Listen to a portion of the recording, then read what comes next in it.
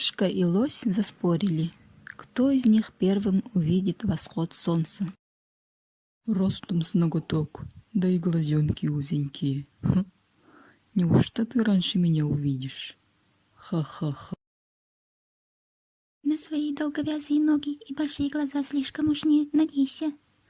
Дело тут не в величине глаз. Ну, так что же, давай поспорим. И вот стали они ждать восхода солнца. Выкатив свои большущие глазищи, лось уставился на восточный склон неба, где обычно солнце всходит. А мышка, наоборот, на запад глядит. Час ждут, другой. Вдруг мышка как запищит. Ура! Вон оно, солнышко! Я первая увидела. Лось не верит, однако оборачивается и видит.